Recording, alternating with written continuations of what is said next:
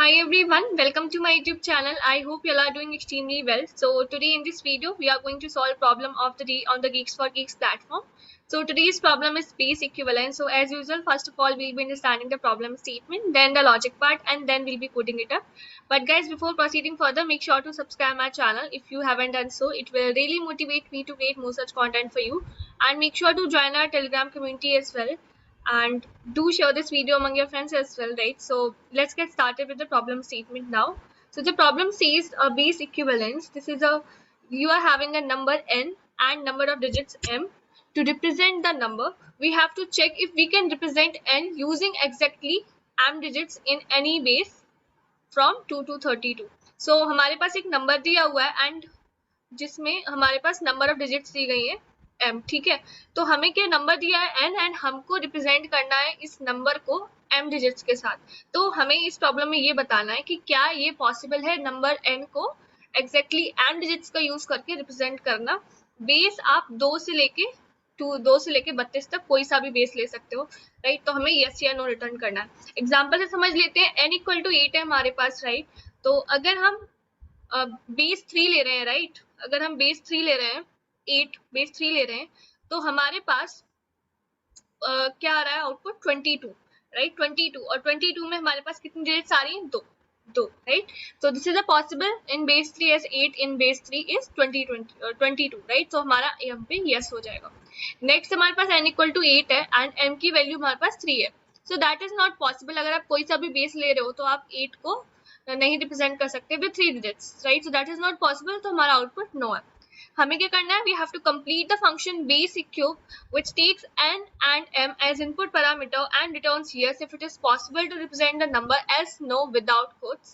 So they have mentioned about the time complexity and auxiliary space as well. So we'll be understanding this.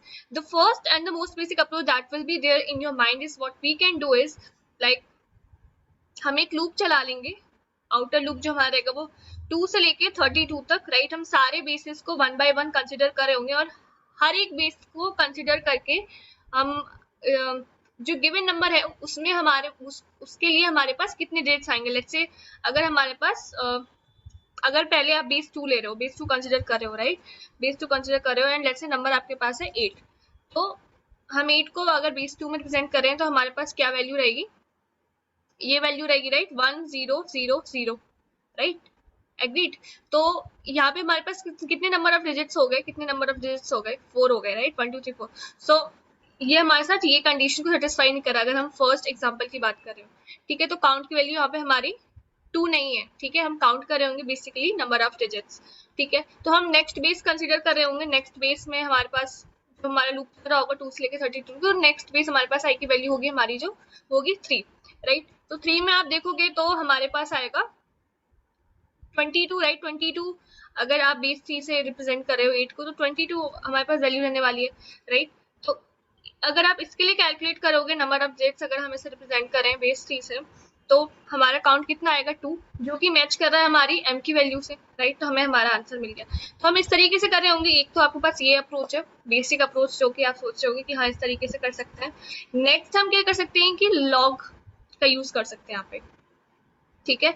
Log का use कर सकते हो आप यहाँ पे, क्योंकि देखो लॉग क्या करता है, हमें हेल्प करता है नंबर ऑफ डिजिट्स डिटरमाइन करने में, ठीक है। जैसे कि हमारे पास कोई नंबर है 1 2 3 4 एंड अगर आप इसका लॉग ले रहे हो, ठीक है, तो log base 10 with this number, अगर आप इसका लॉग ले रहे हो तो कुछ 1 2 3 4, ठीक है। तो 3 पॉइंट समथिंग आपके पास वैल्यू आने वाली है इसकी, ठीक है, 3 पॉइंट समथिंग आने वाली है। तो हम क्या करेंगे, हम क्या कह सकते हैं कि ठीक है, अगर 3 पॉइंट को आप इंटीजर में ले रहे हो तो 3 हो गया हमारे पास एंड एक उसमें और ऐड कर दो, +1 कर दो, तो हमारे पास काउंट आ गया नंबर्स का। इस तरीके से अगर आप 1 2 3 4 6 इस तरीके से कुछ भी आपने लिया, तो यहाँ पे 1 2 3 4 5, तो 4 पॉइंट हमारे पास कुछ आएगा, राइट। इंटीजर में लोगे तो 4 हमारे पास वैल्यू आ गई, +1 किया तो 5 आ गया, मीन्स हमारे पास काउंट ऑफ डिजिट्स आ गया, ठीक है।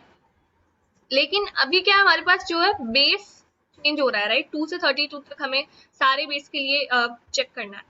तो ऐसा कोई स्पेसिफिक फंक्शन भी हमारे पास जावा में तो नहीं है कि जैसे कि अगर आपको कोई स्पेसिफिक बेस ए दिया है, right, for a number b, तो आप डिटरमाइन कर पाओ कि क्या वैल्यू है, राइट। तो हम क्या कर सकते हैं, तब हम हमारे पास लॉग का ये फॉर्मूला होता है, राइट, आपको आई होप दिख रहा होगा।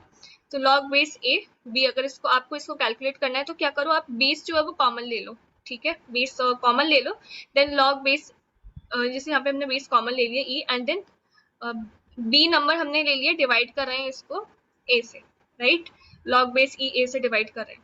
तो ये सेम चीज, बस हम ये फॉर्मूला को यूज कर रहे होंगे, तो इससे हमारे क्या नंबर ऑफ डिजिट्स आ जाएंगे, +1 भी हमें करना रहेगा, मैंने बता दिया, राइट, +1 भी हम करे होंगे। तो देखो यहाँ पे सेम चीज हमने कर रहे हैं कि हम यहाँ पे हमने एक लूप लिया है 2 से लेकर 32 तक, देन हम यहाँ पे नंबर ऑफ डिजिट्स कैलकुलेट कर रहे हैं, ठीक है।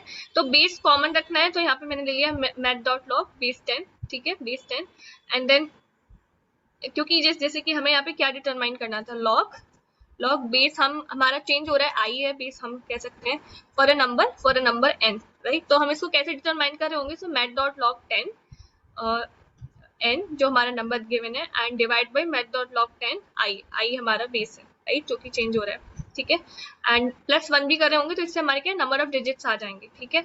अब यहाँ पे हम चेक कर रहे हैं कि अगर हमारे नम की वैल्यू जो आई है, if it is equal to m, तो हमें यस को रिटर्न करना है, एंड अगर ये लूप कंप्लीट हो गया एंड ये कंडीशन कभी ट्रू नहीं हुई है, इसका मतलब हमारे पास हमारा आउटकम क्या आने वाला है, नो, राइट। तो यही था अप्रोच, आई होप आपको क्लियर हो गया होगा, right. So that's it from my side. Thank you so much for watching this video, guys, and don't forget to share and subscribe my channel. Thank you. Bye bye.